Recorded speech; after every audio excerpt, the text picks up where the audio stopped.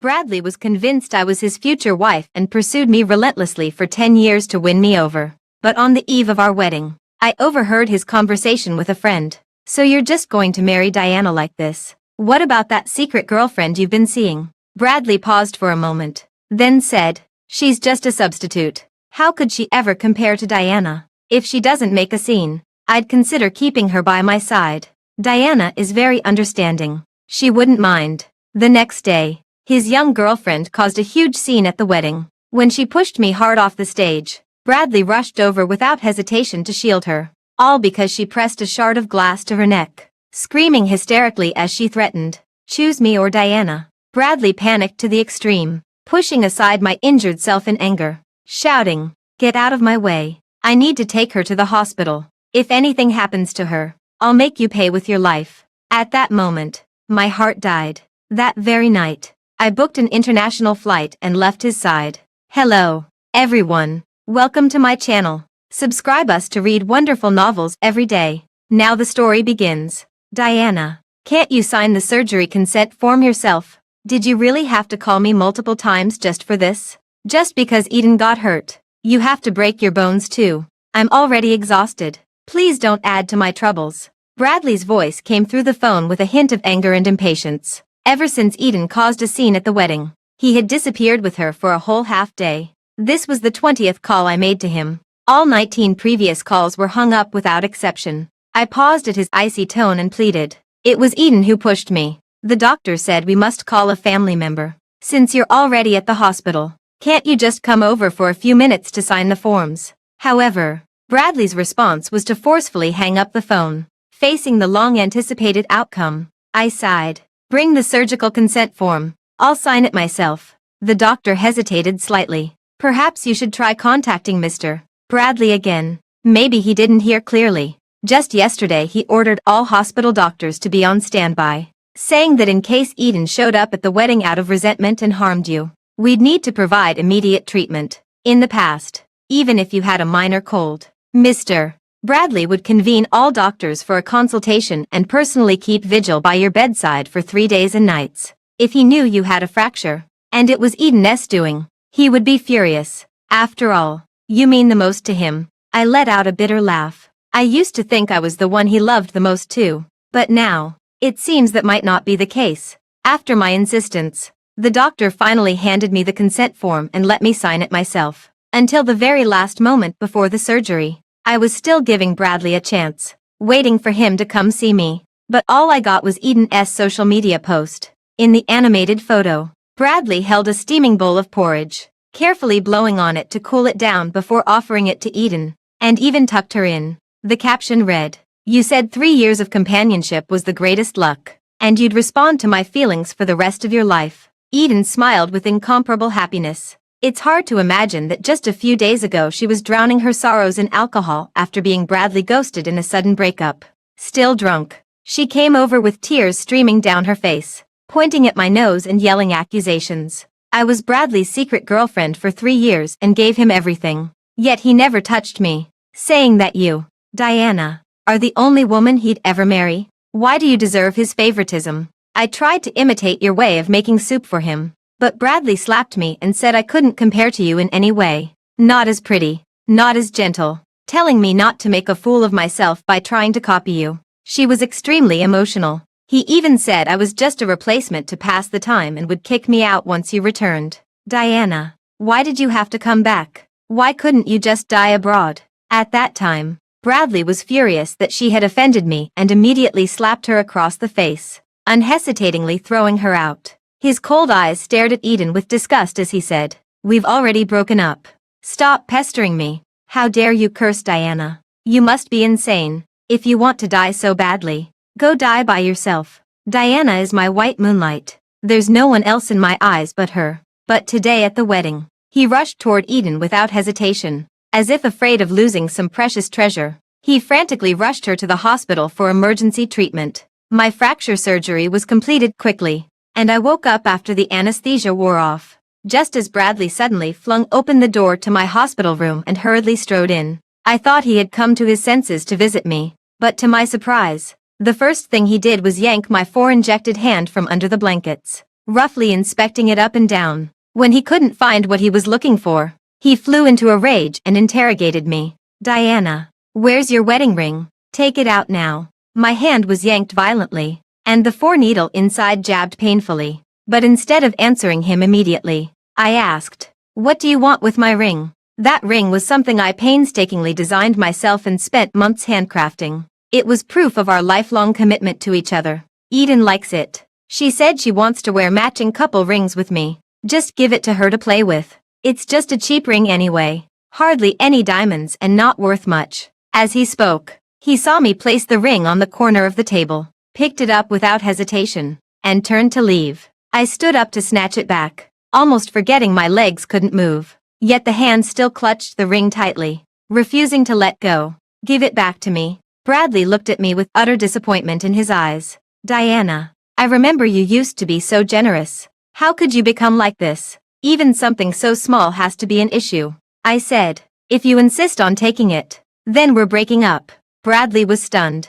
He dropped to his knees in disbelief and asked, what did you say? His voice trembled as he said, how can you throw away our 10 years of feelings so easily? Don't you know I can't live without you? I won't allow you to break up with me. I looked at him coldly and said with a chill in my heart, but Bradley, you were the one who abandoned me for Eden first. Bradley burrowed into my arms, holding me tightly. That's not how it was. I only felt sympathy for Eden. She was so agitated she wanted to kill herself at the time. I had no other choice but to comfort her first. Once she recovers, I'll come back and hold a wedding with you. Believe me. Looking at Bradley's somewhat agitated face, I nodded and said, okay. Only then did he heave a long sigh of relief and leave with peace of mind, but took the ring away without returning it to me. I touched my bare ring finger, then picked up the phone to call my former colleague who was abroad. Could you ask the professor if there are still any openings in the lab? I'd like to go back and continue my research. The voice on the other end sounded delighted.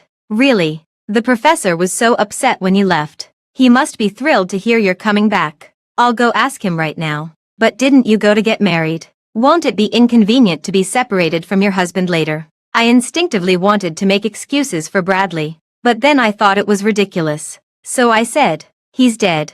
He won't affect my work anymore. After hanging up the phone, I bought a plane ticket back abroad in advance. Then I checked out of the hospital alone and went home to recuperate. Eden shows off their love every day on social media. I saw her post Bradley buying her haute couture clothes and photographing priceless jewelry for her. Seeing her and Bradley intertwine their fingers, with the diamond ring she snatched from me gleaming on her hand. Watching them take multiple sets of wedding photos. Eden even captioned, 3 years of a secret relationship.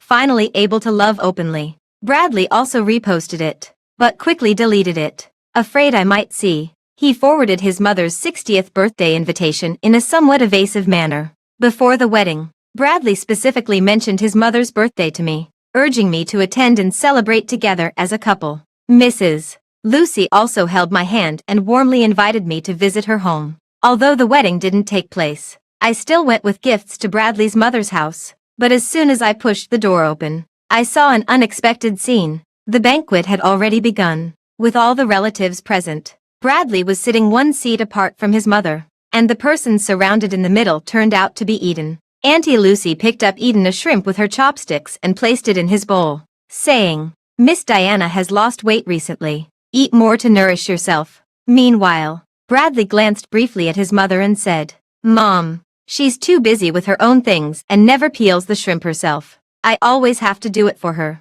Even so, Bradley still picked up the shrimp, peeled it for her, and fed it into her mouth himself. I was the only one left standing there, feeling utterly lonely and awkward. Suddenly, someone noticed me and exclaimed in surprise, Diana. Bradley's expression drastically changed when he looked at me. Why are you here? I don't think my mom invited you today. Without waiting for my reply, he grabbed me and pulled me outside. With a fractured leg and still on crutches, I nearly fell from his tug, struggling to break free. I said, Don't pull me. I can walk by myself. Bradley spoke coldly. Diana, I don't know what your purpose is in coming today, but no one informed you to attend my mother's birthday celebration. If you're trying to use this opportunity to assert dominance and steal Eden's spotlight, you're not welcome here. I was quite surprised and shocked. What are you talking about? It was you who insisted I come. Bradley opened his mouth, a flicker of guilt crossing his face. I don't remember.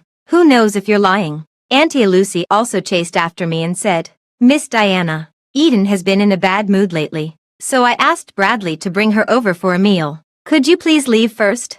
I don't want her to see you and get upset. One after another. They all seemed to have completely forgotten what they had said to me before. But that's fine. Since I'm not welcome here, there's no need for me to stay any longer. I nodded and was about to leave when Eden came out. She actually took the initiative to ask me to stay. Mom, Bradley, you're overthinking it. I'm not that petty. Diana is injured, and it's already not easy for her to come all this way limping. Just stay. Let's have a meal together.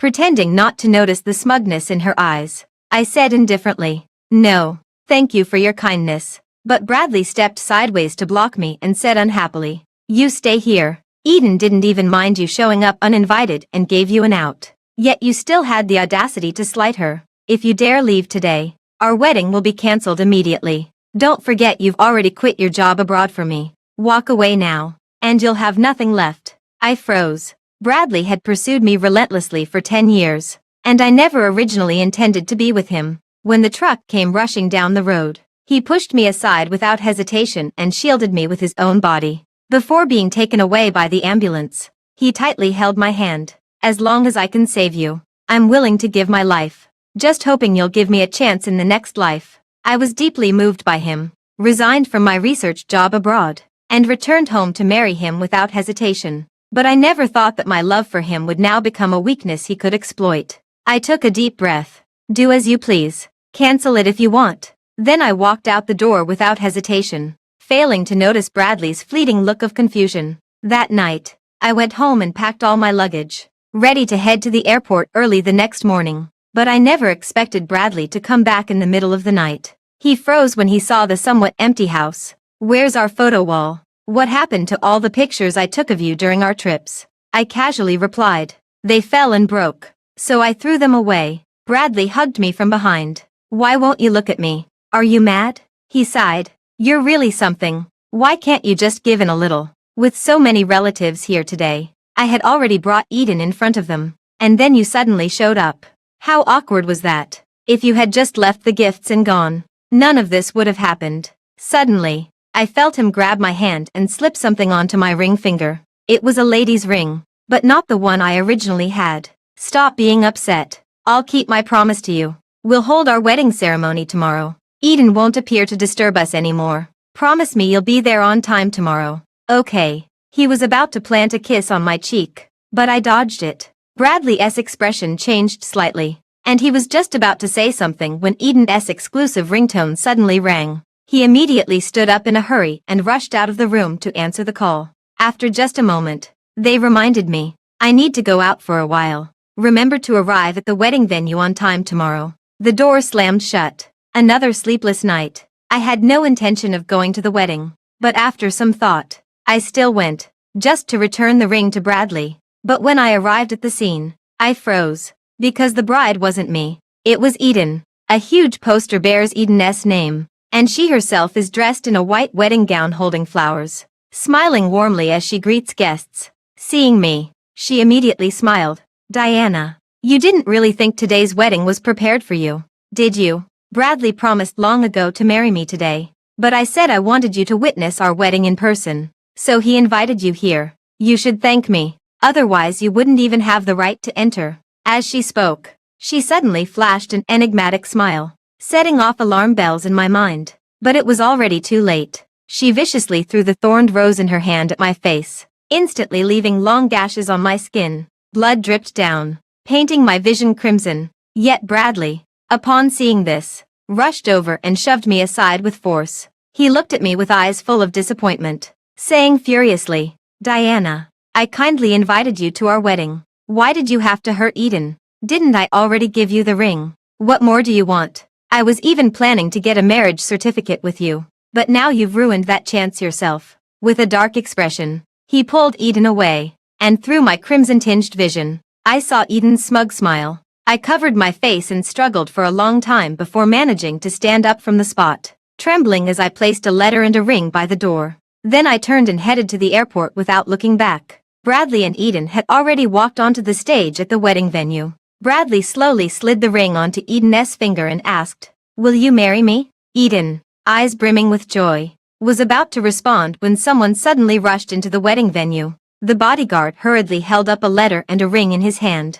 "Mr. Bradley, something terrible has happened. Miss Diana is gone. She booked a flight abroad, and the plane is about to take off. Forget the wedding. You must go after her now." After getting out of the taxi, I walked into the airport. As soon as I turned on my phone, I saw a message from a former colleague saying the professor was willing to keep my original position for me. I breathed a sigh of relief and immediately replied that I would report in tomorrow. After all the twists and turns, everything has returned to square one. As if it were all for nothing. No one expected us to end up where we are now. After all, Bradley never hid his affection for me since he fell in love with me at 15. Everyone around could see how desperately he liked me. Even joking. Bradley comes from a wealthy family, is handsome, and devoted. You should just give in to him. But back then, I was completely clueless. Just a bookworm who only cared about studying. I devoted myself wholeheartedly to studying, setting ambitious goals for myself.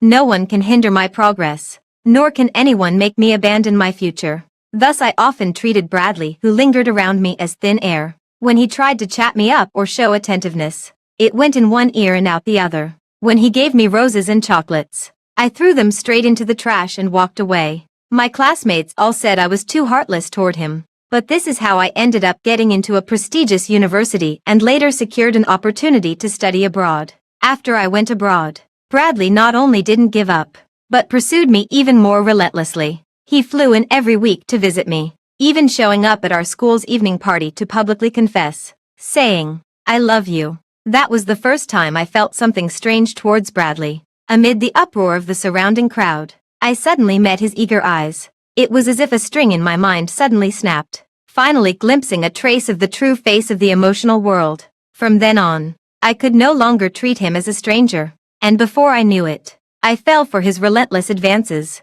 Later, when he got injured in a car accident protecting me, I experienced true anxiety for the first time. It was then that I realized Bradley had already become an indispensable person in my life. So I accepted his love and devoted myself wholeheartedly to him. I even quit my research job abroad to end our long-distance relationship. All because of his complaint. "Every time I visit you, I have to spend half a day on a plane, which delays a lot of work." Yet Bradley never told me that during all those years he pursued me, there was actually someone like Eden by his side. Though others say she was just my replacement, how can anything truly replace the one you love? Perhaps Bradley doesn't love me. He just loves my indifference towards him. Once I figured this out, I stopped dwelling on it. After turning off my phone, I boarded the plane and set off for the long-awaited foreign destination. Meanwhile at the wedding, Bradley was exchanging rings with Eden in a deeply emotional moment. The sudden intrusion of the bodyguard brought a momentary silence to the scene. Bradley frowned in displeasure. "What are you doing coming in now? Can't you see the ceremony is underway?" The bodyguard wiped his sweat and handed over the letter. "It's about Miss Diana. She left a farewell letter at the door and has probably already left. Do you want to go after her and bring her back?" In the past, Bradley had been very attentive to every matter concerning Diana, which made those around him develop a habit of reporting even the smallest details. Bradley stood still, his gaze fixed on the envelope in the bodyguard's hand. Frowning slightly, he snapped sharply, "Get out. This is Eden and my wedding. Don't mention anything about Diana." The bodyguard froze, then quickly apologized before turning to leave. Bradley's gaze remained locked, as if he wanted to chase after them, but he restrained himself. Eden suddenly spoke up. "Diana, you're really something. Joking at a time like this. I know you've never liked me, but disrupting our wedding like this is going too far. To go so far as to bribe the bodyguards to deliver a letter. How painstaking. Don't you think so, Bradley?" Bradley snapped back to reality and nodded instinctively. "This Diana. I didn't think she was the type to pull such a stunt. I misjudged her, resorting to such underhanded tricks. Let's proceed with the ceremony and ignore her." As he spoke, he slid the ring onto Eden's finger. He planted a kiss on her upturned face. Eden asked him with a radiant smile, "Bradley, would you spend the rest of your life with me?" Bradley subconsciously wanted to say that he had only promised Eden a wedding, a mere ceremony, which had nothing to do with a lifetime commitment. He was going to spend his life with Diana. But at the last moment, he changed his words to, "I do." The room erupted in warm applause. But Bradley felt an emptiness in his heart. He scanned the room, searching for a familiar figure to see if this was all a joke, but found no trace of them. After stepping down, he couldn't wait to find an acquaintance and ask, "Diana, where is she?" Everyone shook their heads, saying they hadn't seen her. Bradley felt a surge of anger rising in his heart. This Diana. How could she not understand a single word? I reminded her repeatedly to attend today's wedding. And now where has she run off to? If she doesn't show up soon, there's no way I'm getting married with her today. He was just about to pick up the phone to call Diana. Eden arrived. She took the phone away from Bradley, sighed, and said, "Bradley, you're just too soft-hearted and impatient. That's why Diana keeps taking advantage of you, always acting superior in front of you. Think about it. How many years have you been chasing after her? Wouldn't it be exhausting to keep groveling for the rest of your life? Contacting her now might just play into her hands. Leaving her hanging for a while will teach her a lesson." Bradley was hesitating when he heard Eden speak again. "Didn't you say you'd listen to me today?" He felt guilty toward Eden. So upon hearing those words, he immediately became completely obedient to her. He let Eden lead him through the crowd of guests, showing him off and toasting everywhere. By the time the wedding was completely over, it was already very late. Bradley helped the heavily drunk Eden into the car, then called Diana. "Sorry, the number you have dialed is powered off." Then came the beep beep beep of a busy tone. His face darkened as he left Diana a voicemail. "What are you doing? Just because I was a little late coming back from the wedding. Is that any reason to give me the cold shoulder like this? You're at home now, right? I'm bringing Eden back with me, so stop pulling that long face. It's annoying to look at.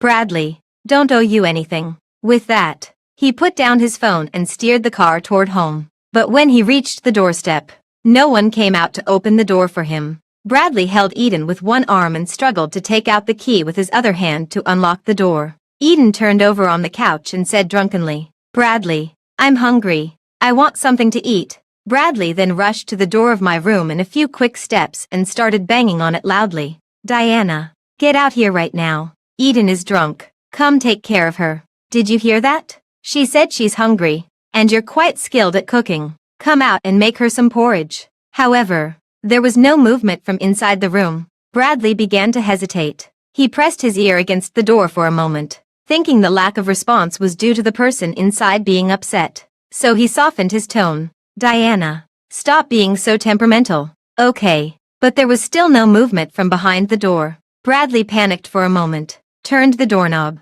and found it opened easily. Pushing the door open, he discovered the room was so clean it seemed like no one had ever lived there. With only a box placed on the table straight ahead, Bradley opened it to find everything he had ever given to Diana. There was a sticky note on top of the box that read, "A relationship between 3 people is too crowded, so I'm stepping aside. Wishing Mr. Bradley and Miss Diana a happy union and many children." The sticky note slipped from Bradley's hand. He picked up his phone and called the bodyguard from earlier that day, eagerly asking as soon as the call connected, "Is the letter you picked up really Diana's handwriting? Where has she gone now?" The other person said, "Mr. Bradley, it's true. I checked the surveillance footage. Miss Diana left right after dropping it off. The letter said she was breaking up with you and returning abroad, which is why I asked if you wanted to go after her. But since your heart now belongs only to Miss Eden, then there's no need to care about." Bradley couldn't help but roar. "Shut up. You don't know a damn thing. Go find out which flight Diana took immediately. I'm going after her now." He hastily threw on his coat to leave, but Eden began to sober up slightly, staggering to catch up. She grabbed him and pulled him into her arms, mumbling, "Bradley, how about we celebrate our wedding night tonight?" Bradley shook her off coldly and snapped, "Diana is missing. I don't have time for your games right now. Get lost." Eden sobered up almost instantly, standing frozen in place. "How could you?" But Bradley had already rushed to drive to the airport. In the early morning, the plane landed, arriving on the other side of the ocean. As soon as I turned on my phone, I found countless missed calls and text messages. Bradley seemed to realize I had truly left and disappeared, so he panicked, asking where I was and saying he would come find me. I initially wanted to block him, But considering Bradley's persistent personality from when he pursued me before, he would surely change numbers and message me again. So I simply set it to do not disturb and went to report at the school. I returned to that solitary life of research, peaceful yet lonely. The only difference was the absence of that figure who always followed me around. I am both leisurely and content. This is the life I've been dreaming of for so long. Bradley's appearance briefly led me astray and made me lose sight of my original intentions. But fortunately, I'm back on the right path now. It's just that my colleagues in the lab always seem a bit cautious when interacting with me. Avoid discussing any topics related to marriage, relationships, or life and death with me. Until one time I couldn't help but ask, "Why do you always avoid me?" After exchanging glances, they finally revealed the truth. "Someone told us your husband had passed away. We were afraid of upsetting you, so we never mentioned such things in front of you." Only then did I remember the casual remark I'd made before. But now it seemed too late to explain. I smiled awkwardly. "That's how it is. But it's okay. I'm almost out of the shadow." As soon as the words fell, I heard a sound coming from behind me. "Diana." It was Bradley walking quickly towards us with a grim expression. I sprang to my feet in an instant, forcing an awkward smile at my colleagues as I said, "I have something else to attend to, so I'll head out first." I practically fled the scene, but Bradley was hot on my heels. My legs still hadn't fully recovered, so I gave up on running and simply sat down to rest. Bradley looked somewhat annoyed. "Why are you running? It's not like I'm going to eat you." "Diana, how could you leave without even saying a word? Do you know how long I've been looking for you? Stop fooling around and come back with me. My mom said tomorrow is an auspicious day. Let's go get our marriage license." I said calmly, "I won't go back with you. Giving up on my dream career once was foolish enough. I won't do it a second time. We've already broken up, and there's no room for discussion on this matter." Bradley gritted his teeth. I didn't agree to this, but I said, "Keep your voice down. Don't shout. It's embarrassing." Bradley choked on his breath, staring at me in disbelief. He didn't understand why I treated him this way, but he used to treat me the same. I thought Bradley would understand what I meant and back off when he saw the difficulty. But to my surprise, he stayed and followed me even more closely than when he was pursuing me. I sighed. As expected, you only value what you can't have. Once obtained, you stop cherishing it. Is that it? Bradley paused for a moment. What? After realizing the meaning behind my words, his expression turned somewhat unpleasant. "Diana, how could you think that way? When have I not cherished you? Haven't I been good enough to you? What have you wanted that I didn't buy for you? Where have you wanted to go that I didn't take you? I just spent a few days by Eden's side, and you have to make such a scene." I didn't answer his question, just shrugged and said to him with a half smile, "If that's what you think, then there's nothing I can do. How about this? I agree to get back together with you." Bradley looked up at me, his eyes filled with hope.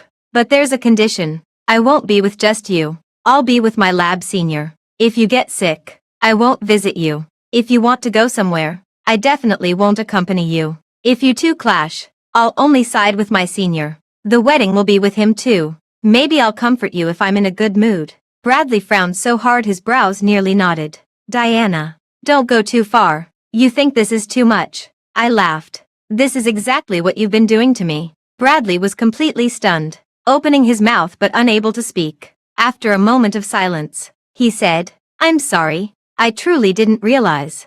Because you gave me such a strong sense of security. I just instinctively felt that you would always be by my side and never leave. So I unconsciously leaned towards Eden, always thinking that it would be fine to come find you after I had appeased Eden. Please, give me one more chance." I shook my head and said with some regret, "It's too late. Really too late. I'm grateful you taught me what love is. But when I gave my all to love you, you exhausted all my love." Hearing this, Bradley was completely stunned. His tears suddenly streamed down uncontrollably. He had always understood me, knowing my quiet nature and that I never lost my temper with anyone, even when he pestered me the most, dragging me out to party all night before an exam and causing me to miss the test the next day. I had never been this distant with him. Speaking in such a manner is already the most resolute farewell. After a long silence, Bradley wiped the tears from his face, nodded, and said, "I understand."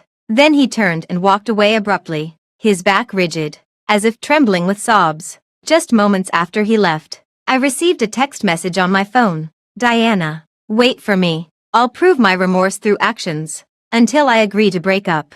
You're not allowed to get too close to other men. I turned around and headed straight to the lab, finding a senior I was relatively familiar with and directly asking him, "Senior, can you do me a favor?" I took a photo of me holding hands with the senior, our fingers tightly intertwined in the picture. I posted it directly on my social media feed without blocking anyone. The next second, my phone started vibrating like crazy. Bradley yelled frantically on the other end, "Diana, who is that person? How dare you hook up with someone else the moment I left? Were you cheating on me when we were together? How else could you move on so quickly without a break?" I replied slowly, "That's none of your business. Just remember this. No matter who I end up with, it will never be you." With that, I hung up the phone, leaving Bradley to his hysterics on the other end of the line. Perhaps he was truly stung by that social media post, remaining silent and absent from my sight for a long time. I focused on completing my research work, published a paper in a top-tier journal, and incidentally won an award for academic achievements. Upon hearing the news, the professor patted my shoulder with immense gratification. "Diana, I always knew you were promising. You were born for academic research. When you left last time for marriage, I was heartbroken yet helpless. Thank goodness you're back." I didn't speak, just nodded in agreement with a smile. At that year's graduation ceremony, I was naturally designated as the outstanding representative to give a speech. After the speech, the entire audience erupted in thunderous applause. When the spotlight, accompanied by the crowd's exclamations, shone on a certain spot, I turned my head following the light, only to see Bradley's figure. He walked towards me holding roses and dressed in a suit, his eyes filled with tenderness. The scene seemed to slowly overlap with that moment from years ago, when I fell in love with him just like this. Bradley handed the roses to me in front of everyone, observing my expression as he spoke cautiously. "Diana, I'm back." He took out a jewelry box and reverently retrieved a diamond ring from it. It was the very one I had personally crafted for him back then. His voice choked with emotion when he spoke again. "I've also retrieved this ring for you. Come back to me, all right?" Onlookers who didn't know the truth started cheering. "Say yes." I simply smiled faintly and walked straight off the stage. Bradley hurriedly chased after me, grabbing my hand. "Look at me. This is the ring you made for me with your own hands back then. Do you really not want it anymore?" I just replied, "You forgot. I said I wouldn't be with you no matter who I'm with. I even quit my job for you. Just say the word, and I'll stay abroad."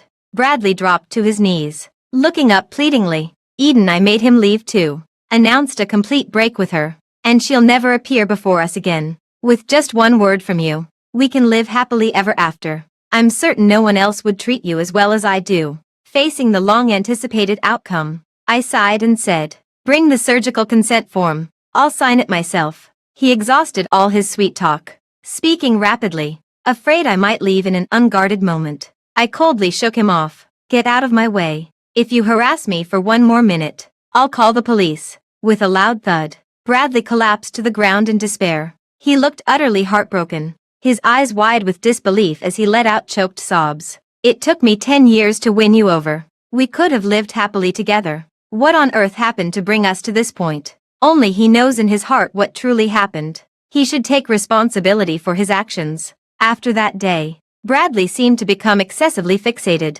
He still follows me relentlessly every day, just to ask the same question over and over. "Diana, do you really not love me anymore? What exactly happened between us?" I remained silent, only calling the police repeatedly, until finally, he was taken away for psychological testing after too many trips to the police station. His mother flew over in a hurry to take him back to China for treatment at a psychiatric hospital. Before leaving, Bradley's mother asked me, "Bradley hasn't done anything seriously wrong. Why can't you just forgive him?" I didn't say anything. For some people, reasoning won't work. In that case, let actions speak for themselves. My forgiveness will never go to those who have hurt me.